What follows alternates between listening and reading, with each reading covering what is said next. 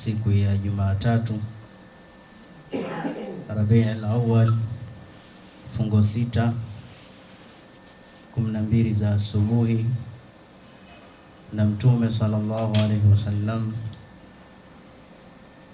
amezaliwa. Babake anaitwa Abdullah ibn Abdul Muttalib na mama yake anaitwa Amina binti Wahab. Baba yake Mtume sallallahu alaihi wasallam alipomuoa mama yake Amina, laqad aasha maha ayaman, waliishi masiku. Akaenda Syria kwa ajili ya kufanya biashara, akaukata mwezi. Baada ya msafara kurejea, na kabla ya kurudi, mama Amina akahisi hali zote za kupata ujauzito, akifikiria mume wangu akirudi nitamuonesha mimba hii. Kusikia msafara umerudi, akauliza mumewe yuko wapi. Akaambiwa tulipofika Madina aliugua na akafariki na tumemzika. Akapata masikitiko makubwa kumpoteza mumewe kipenzi, lakini wakati huo faqad mata waliduhu wa huwa fi batni ummihi, alikufa baba yake Mtume yeye akiwa katika tumbo la mama yake. Walam yatruku lahu shay'an min almali, akiwa hajamwachia chochote katika mali. Wa umruhu 18 sana, na baba yake alikuwa kijana mbichi wa miaka 18. Akalea mimba, ikazaliwa mimba Mtume akiwa ni yatima na kuonja uyatima mapema. Baada an balagha umruhu sallallahu alayhi wasallam 4 sanawati au 6 sanawati, alipofikia umri wa miaka 6 au miaka 4, akachukuliwa na mama yake, wakasafiri na babu yake pamoja na mtumishi wa baba yake Ummu Aiman, wakaenda Madina kwa ajili ya kutembelea wajumba zake wa ziara qabru abihi, na kutembelea kaburi la baba yake. Wakaenda wakaona kaburi kama lile. Wakati wanarudi, falamma qurba min Abwa wa hiya qaryatun baina al-Makkah wal Madina, walipokurubia kitongoji, na hichi ni kijiji kati ya Maka na Madina kinaitwa Abwa, Ummu Amina akapatwa na homa na pale pale akafa. Mtume akiwa chini ya umri wa miaka 6 akauonja tena uyatima kwa mara nyingine. Alipokufa, pembeni yuko Ummu Aiman. Mtume akamwambia, ya Ummu Aiman, anti ummi baada ummi, sasa wewe ni mama yangu baada ya mimi kumkosa mama. Akachukuliwa kulelewa na babu yake mzee Abdul Muttalib. Baada ankafa lahu sanatay mata jadduhu, alipomlea kwa miaka 2 tu kutimiza miaka 8, akafa na babu yake. Ikawa Mtume yantakil min yadin ila yadin ukhra, anatoka kwa mkono wa huyu anakwenda kulelewa mkono wa huyu. Ikabidi alelewe sasa na ammi yake mzee Abu Talib, na huyu mzee Abu Talib kana faqiran. Sifa kubwa aliyokuwa nayo, alikuwa ni katika wale mafukara wa nchi ya Maka, kathirul iyal wa qalilul mal. Alikuwa na watoto wengi lakini mali kidogo. Lakini katika kulelewa Mtume pale, kana kani'an bima kasamahu Allah, alikuwa ni mwingi wa kutosheka. Wayassa Allahu lahu rizqa, kwa ile baraka yake Mwenyezi Mungu akamfanyia wasa kidogo huyu mzee riziki yake. Safaratuhu ila Sham, alipofikia umri wa miaka 9 akasafiri na ammi yake kwenda nchi ya Syria kufanya biashara. Ni maisha tu, mtoto wa miaka 9 wenzie wapo shule, yeye anaenda kufanya biashara. kwa sababu maisha yake ni magumu. Kiongozi huyu, unajua kuna baadhi ya watu wanahisi mitihani na misukosuko inawafaa kuwapata penginepo makafiri, kwa sababu wanakula riziki ya Mungu na hawamuabudu sawa sawa. Hapana, mitihani Muislamu anapata, na hasa wale vipenzi vyake Allah. Mtume yasema shaddul bala'u minan nasi lil anbiya thumma as-salihun thumma al-amthal fal amthal. Wenye mitihani mikubwa katika watu ni mitume, kisha waja wema, kisha wenye kujifananiza na kujifananiza. Mtihani analeta Allah, na ndio maana Mtume sallallahu alaihi wasallam ametuhimiza jaddidu imanakum, kila upya tuzifanyie tajdid, tuzirenew imani zetu, kwa sababu imani zetu tukipatwa na mitihani saa nyingine zinaregea na zinashuka, na penginepo hata ukakufuru. Na Mtume akasema ukipata imani, dhaka halawatal iman, mtu anaonja utamu wa imani. Innal imana la halawa, imani ina utamu kama unavyoona utamu wa tende, halwa na vingine. So ukipata imani ikikaa sawa sawa katika kifua chako, kila kinachopita katika ulimwengu huu inakuwa tafsiri yako ni nyingine tofauti na yule ambaye hajui Mungu na mtume ni nani, inakuwa tafsiri yake ni nyingine. Kwa lugha nyingine, magumu kwako yatakuwa ni mepesi. Na idha habba Allahu abdan fabtala, Mwenyezi Mungu akimpenda mtu hasa humpa mitihani, humpa majaribio. Kwa kupata ibtilayat ni sehemu ya maisha, lakini ni kipimo cha mapenzi kwa Allah subhanahu wa ta'ala. Kwa hiyo hii ni mitihani. Manabii walijaribiwa kwa mambo mengi. Nabii Yunus alayhi wala nabii na salatu wassalam, alipotambua amefanya makosa, kuwaahidi watu ndani ya nchi afu jambo lisitokee.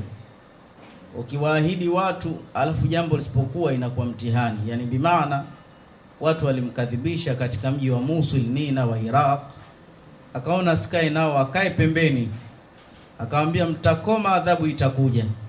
Huku nyumani wakatubia, adhabu ikastop, na hata asijue nini kimeendelea. Alivyoona adhabu haijaja na hajui sababu nini, akaona ile nchi ina sheria, ina mfalme, ukisema jambo halijatokea sheria yako kunyongwa. Akaogopa kurudi kwa mkewe, kwa familia yake, akaona atafute usafiri, akimbilie Zanzibar kusalimisha roho yake. Wakati yupo ndani ya maji, chombo kikaanza kuleta mitihani. Ni kwamba siku ya kufanyani miti yote huteleza. Wale walikuwa na itikadi, ukiona sampuli hii kuna mtu amefanya khiana kwa tajiri yake, nahodha akatangaza inna fi haujatina abidun abiqun, jamani, katika chombo chetu yuko mtu kamkimbia bosi wake, ana makosa yake. Abiqun ni mtu mwenye kumkimbia tajiri, na Allah alitumia sigha hiyo hiyo katika suratu as-Safat, wa inna yunusa lamina al-mursalin idha baqa ila al-fulki al-mashhun fasahama fakana min al-mudhadhin. Yunus si mtu wa kawaida alayhi salam, ni miongoni mwa mursalin, mitume. Idha baqa ila al-fulki al-mashhun, pindi alipokimbilia kwa jahazi lilokuwa mashhun, limesheheni, liko nyumi. Fasahama, akashiriki kupiga kura, na kura hii sio ya uwaziri, ni ya nau'un farid, ni mtu kutoswa, na akapata matokeo zero. Watu wakachukua kidaha, kikaingizwa majina ya watu, piga kura, piga kura, piga kura. Ayazungusha kidaha, kumwagwa chini, majina yote yamesevu, jina la Sayyidina Yunus lipo juu. Wenyewe walisema Yunus ni mtu mkarimu, mtakatifu, mzee, nabii. Turudieni tena pengine akapatikana mlala hoi yoyote, hata teja humu ndani, kurudiwa tena, la haula. Yunus tena, watu wataka kumkwepesha, vijana wakawa wakali, haya mambo yenu msilete, atoswe, tutakufa, mnamweka wa nini? Watu wamekuwa wakali, watu wasema huyu ni nabii wa Allah, wanamhurumia. Nabii Yunus akasema basi siwakorofishe watu, waacheni watu, rudieni tena hiyo kura, wala msinitose, nitajitosa mwenyewe, na huu ni mtihani. Ni pale Allah aliposema anta turidu wa ana uridu wala yakunu illa ma uridu fa in sallamta li al-amra fima uridu kafaitu kama turidu wa in lam tusallim li al-amra fima uridu ata'abtu kama turidu wala yakunu illa ma uridu. Anta turidu wa ana uridu, wewe unataka na mimi pia Mola wako ninataka, na wala hayawi ila yale ninayotaka mimi. Kinachotakiwa ni kipi? Ikiwa utasalim amri katika yale ninayotaka mimi Mola wako, nitakuepeseshia katika yale unayoyataka. Amri katika yale ninayoyataka mimi kwanza, ataabtu kama turidu, nitakudhiki, nitakupa tabu katika yale unayoyataka. Baada ya tabu na mitihani, je, yatakuwa? Wala yakunu illa ma uridu, yako hayawi ila yangu mimi yatakuwa, kwa sababu ana jabbaru samawati sab'i wal ardh mithlahum, mimi ni mbabe wa mbingu saba na ardhi saba. Kwa hiyo ili nasi yetu yawe kwanza, cha kwanza kabisa ni kuyatekeleza ya Allah kwa kiwango cha hali ya juu sana. Allah anasema katika suratu Al-Anfal, ya ayyuhalladhina amanu, enyi waumini, istajibu lillahi walirrasuli idha da'akum lima yuhyikum, muitikieni Allah amri zake kwa nguvu tu anytime akikuiteni.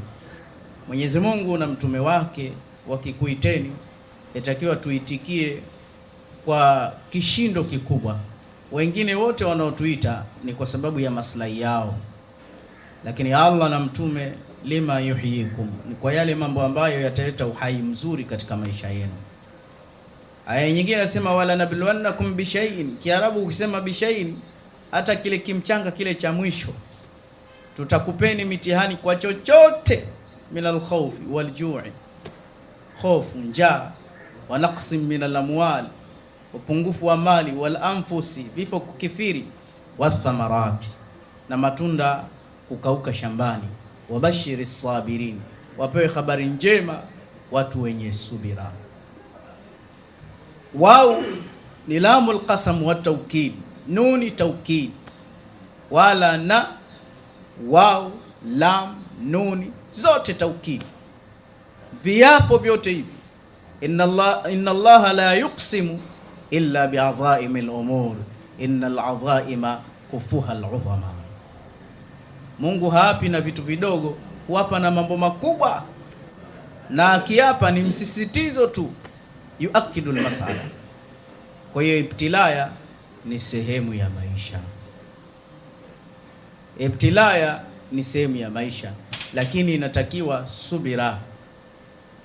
Na mmoja aliulizwa ma huwa sabr, subira ni nini? Asema sabru ka antakula almirara bighairi ta'abbus. Subira kama vile kula kitu kichungu bila shubiri, bila kukunja uso. Upewe kikombe kidogo cha kahawa kina shubiri ndani, unywe uwe unatabasamu, si jambo dogo. Hiyo ndio maana subira, na hakuna mwisho wa subira. Subira mpaka kuendelea, hakuna kusema hapa mwisho tena. Ndio maana Imam Shafi anasema ukipatwa na jambo lolote, kama ni msiba, kama ni deni, kama ni fedheha, ndani ya ule mtihani itakiwa uwe na subira. Usipokuwa na subira, basi ile kukosa subira, huo ni mtihani mkubwa kuliko ule mtihani uliokupata. Mwenyezi Mungu atujalie tuwe minasabirina. Mtume sallallahu alayhi wasallam, Yunus alayhi wa ala nabiyina salatu wassalam, akapigwa kura ya tatu, ikaonekana imeenda pale moja kwa moja akaenda kumezwa na samaki, akapata mtihani mzito. Lakini Mtume sallallahu alaihi wasallam ikafikia hatua akalelewa na babu yake, babu akafa, akalelewa na ammi yake, miaka 9 wakaenda Syria kufanya biashara. Falamma qurba min Basra, walipokaribia sehemu inaitwa Basra, raahu rahib ismuhu Bahira, wakamuona mwanawachuoni wa Kinasara anaitwa Bahira. Yule Bahira akamsogelea mzee Abu Talib, akaambia, ibnu man hadha, wewe mzee Abu Talib, huyu ni mtoto wa nani huyu? Huyu hapa, tueleze ni mtoto wa nani?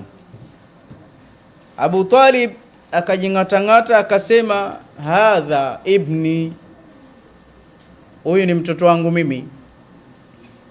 Yule Bahira asema, wallahi la yumkin an yakuna abuhu hayyan innahu yatimun, haiwezekani huyu mtoto mpaka taimu hii babake awe hai, huyu ni yatima. Ibnu man hadha, usitake kundanganya, niambie huyu ni mtoto wa nani? Akasema, ibnu akhi, huyu ni mtoto wa brother, kafa na mlea, kuna shida? Asema, hamna shida, hapa umeongea ukweli na ninakupa habari huna. Sayakunu akhirul anbiya, si ni tamfis liufidu taqrid. Sasa hivi huyu ndo wa mwisho wa mitume, na ninakushauri fanya haraka iwezekanavyo, huyu mtoto rudi naye, kwa sababu katika vitabu vyetu ana alama za kuwa nabii. Mashekhe wetu wa Kiyahudi wakimuona tu sasa hivi wanamuua huyu mtoto, kazi yao kuua mitume. Mrejeshe. Akamwambia mtoto, njoo hapo, ana miaka 9. Eshtara fi manamika ya Muhammad, ukilala mwanangu unaona nini? Asema, mimi bwana nikiota ile ndoto kesho inakuwa live, shay'an yatahaqqaqa fi yaqadhati. Akiota busatu basi kweli itakuwa busatu hivi live, itakuwepo Sheikh Jafari Mponda, itakuwepo Sheikh Saleh. Yule bwana asema, astaghfiruka billat wal uz, kwa nini sikuapie kwa Lata na Uz? Wallahi wewe ndo mwenyewe, sababu katika vitabu vyetu tumeambiwa ndoto zako za kweli. Mtume akiwa na miaka 9 akamkemea Bahira, ambia, la tukhlifuni billat wal uz, tuheshimiane, usiniapie kwa Mungu Lata na Uzza, usiniapie tena kwa vitu hivyo. Hakuna kitu ninachokichukia ala wajhi al-ardh, katika uso wa dunia, kama kusikia masikioni mwangu Lata Uzza. Nachukia sana hicho kitu. Bahira akasema, kweli unazidi kuniongezea. Katika vitabu vyetu tumeambiwa atachukia sana sanamu la Lata na Uzza. Wakarudi baada an balagha umruhu 25 sana, akaendelea kuchunga mbuzi na kondoo vibarua. Walipofika umri wa miaka 25 kashakuwa barobaro, hana kitu. Akasikia kuna bibi anatoa ajira, na bibi huyu dhatu sharfin wa dhatu mali, ni mtukufu, ana pesa, tastajiru rijala fi maliha, anawapa watu vibarua, ana makampuni. Akamsogelea kuomba kibarua, anaenda kuomba kibarua. Huyu bibi alipomuona Mustafa, laqad sami'at bisidqihi wa amanatihi wa akhlaqihi sharifa. Mtume hapa alienda kuomba kazi, kwa sababu kazi ni muhimu. Kuna madhambi asema hayafutwi illa bi talabil ma'aish, ila kwa kutafuta kazi. Lakini sasa kazi zina ndugu yake. Kila mfanyabiashara anamtaka mtu mwenye sifa mbili, mwaminifu na mkweli. Hizi ni saga, hii ni CV kuliko karatasi. Ukiwa ukweli na uaminifu umetoboa, lakini leo ukweli umepungua, khiana imezidi, waongo. Inna sidqa yunji wal kadhiba yuhlik, anzimil haqq, al haqqu ya'lu wala yula alayhi. Mtume anasema ukweli unaokoa, uongo unaangamiza. Usiseme uongo hata kwa bahati mbaya. Ukiwa mkweli, unanyosha maelezo, kila mtu atakupenda, na ukweli unasaidia. Na ukweli uko juu kwa sababu ni jina la Allah. Hakuna juu ya ukweli. ya ayyuhalladhina amanu kunu ma'as sadiqin, kweni pamoja na wakweli. Saida Khadijatul Kubra alimsikia huyu mtume, alishawahi kusikia ana tabia nzuri, mwaminifu, msema kweli. Ana mtumishi wake anaitwa Maisara. Ambia Maisara, kuambiwa si kama kuona. Nimesikia mengi ghayatul wasf wakimsifu. Sasa mimi nakutuma kama true box, mchunguze tu, hicho ndo ninachotaka. Atafanya nini? Badhahaba au raha, wakaenda zao katika safari ile. Kumbe mtume anachunguzwa. Wabtaa wabaa wabtaa warajaa. Walipofika wakauza mali walioenda nayo, wakanunua mali mpya, na wakarudi na faida kede kede. Walivorudi mpaka nchi ya Maka, Maisara akamsubirisha mtume pahala, kaongea na bosi. Kaingia ndani, mama ambia hadithni, nieleze full information. Tumeuza, ambia hatari. Yani ukitaka kampuni isifarisike, huyu jamaa usimwache tena, kanivuruga. Ambia nieleze. Ambia sijai kuona mtu kama huyu, sijui ni Sharifu huyu. Wakati tunakwenda hivi shamsu twali, akijua kikali, tasghirul ghamam, angalia mbingu zinamwekea kivuli, anatembea na kivuli cha mbingu, si wa kawaida. Lakini kitu cha pili, uaminifu wake. Wallahi katika biashara sikumuona kuapia jina la Allah katika kuuza biashara zake. Wallahi jiniani, kumbe Taiwani. Sijamuona maneno mengi. La tatu, sijamuona kuwazuia wateja wasiende kwa wengine. Njooni hapa, ipo hapa baba, njoo. Bali sema hapa nauza na pale pia ziko kama za kwetu au zaidi ya hizi. Waajabu. Cha nne, watu wengi walimiminika katika biashara yake kwa wingi wa lugha zake tamu. Hakuwa kisirani na kuandika mabango mapema, nikopeshe kasafiri, taleta kesho kaacha kazi, kesho yupo kazini. Hakuwa kisirani. Na tatizo la sisi Tanzania, hatuna good service everywhere. Hatuna huduma nzuri. Utaanza na kioski, mteja ni mfalme. Kikisha kwa duka tu, mtu anauliza mara mbili, maji ya kunywa yapo, unamwangalia. Maji hata pale unaweza ukaenda kununua, tayari ushakuwa kiburi. Mahospitalini hakuna good service. Baadhi ya hospitali. Mahotelini hakuna good service. Sehemu za dua hakuna good service. Kwenye ofisi za Kiislamu za utatuzi wa mambo, baadhi ya ofisi hakuna good service. Kuna service mbaya, kuna manyanyaso, kuna kila kitu. Ndio maana hatuendi mbele. Au wenzetu wa Hindi wanatushinda hawa. Muhindi hata umkute anajikampuni hilo, anakaribia kukusujudia ukifika boss. Sisi tunawaona wanauza magari, ukienda kwa yadi yao anakaribia kukusujudu. Sheikh Kitungua anauza miamvuli tu kavimba, katuna kweli kweli. Ukifika Sheli, yani unafika kwa Sheli unapiga honi, watu wanakuangalia, wanaharibu biashara ya mtu mwenyewe, hazikubaliana kitu kama kile. Mpaka unauliza, wewe unauza uuzi? Kwa sura hiyo tutasubiri sana. Tujitahidi wa Tanzania tuwe na huduma nzuri. Hata kama unashona viatu, kuwa na lugha mzuri. Ukiwa kameramani, kuwa na lugha mzuri. Ukiwa unarekodiwa, kuwa na lugha mzuri. Amiliana na watu vizuri. Mtume amepiga hatua kwa wingi wa lugha zake tamu, kauza. Ukiwa konda, makonda wengi wanasifika kwa lugha mbovu na chafu. Hiyo ndio habari. Lakini inawezekana kuwa na lugha nzuri, ni biashara tu kama maana kuna baadhi ya biashara zinaonekana za wahuni. Mtu mwenye heshima zake hawezi kufanya hivyo. Mambo hayaendi hivyo. Hata kama una mali, si kibali cha kuwa na lugha mbaya. Sababu mali ni kivuli, anytime inaondoka na inarudi. Baina shamsi wa dhuhaha. Sasa huna hata hiyo mali yenyewe, lakini bado fedhuli. Na ndio maana Mtume sallallahu alaihi wasallam akasema watu watatu Mwenyezi Mungu atakamata mwanzo awatie motoni kabla watu wengine. Malikun kadhab. Wa kwanza kiongozi muongo. Wa pili mzee mzinifu.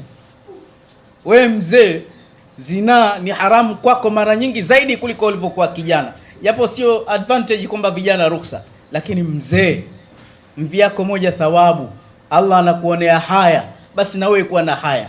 Watatu atakayechoma moto mwanzo, maskini jeuri. Wewe una kitu jeuri ya nini? Tena mtu hujiambia mimi maskini, lakini mimi maskini jeuri kweli kweli. We nini wewe bwana? Kwa sababu kwa ile jeuri yako hata Ramadhani watu hutoa zaka, nyewe hulainika, asema yule mpe, lakini yule usimpe jeuri, usimpe. Mtume aliona hata riziki zako utazifunga. Jeuri haipo. Uwe na lugha nzuri. Mtume sallallahu alaihi wasallam akaambiwa, hebu niitie, inatosha niitie. Sikiliza point hiyo. Akaambiwa unaitwa. Sasa si ashaitwa aingie. Angalia adabu. Bado anagonga, adkhul. Naweza kuingia? Ingia. Alipoingia tu yule mama, kwa sababu pesa zimekuja nyingi sana, kamwaga fuko zima mbele yake. Miriali, midola ile, mishilingi, unajua pesa fitna tena. Zimemwagwa pale. Kwa sababu sehemu ile kumtia tamaa. Na pale kuna kitu kinachoitwa tamaa. Sema ni'matul haya yuzilu tama. Neema ya uhai inaleta tamaa. Na wenyewe anasema tamaa ndio inaleta maendeleo. Hapana, tamaa ilimponza fisi. Mtume ametuhimiza, asema alaikum bil qanaa. Al qanaa kanzul la yafna. Jilazimisheni sana na kutosheka. Na hili ni tatizo pia la Watanzania. Unajua ukiwa na sifa ya kutosheka, hata bosi anaweza akakuheshimu. Anakuheshimu. Sio kila mwito tu, madaba twende hivi, haya. Wakubwa leo wapi leo? Hivi kiguna njia wewe unapelekwa tu. Una protocol. Hutaki kuwa bendera. Usiwe, yani wanasema vijana wa leo wa matukio. Usiishi kwa matukio, ishi kwa formula. Hapa tu tayari. Jamani, kwa sasa tunaondoka. Wapi? Wewe twende shekhe. Shanga utamkuta mtoto, wewe nawe umeingia. Kataa. Unanipeka wapi? Sijapanga kwenda huko. Kuwa na msimamo. Unamwona tajiri huyo kapita, kama hujamuona. Tumeswali pamoja, salama mkubwa, kuishilia mbali. Watakuheshimu. Na heshima ni kitu muhimu kuliko chochote.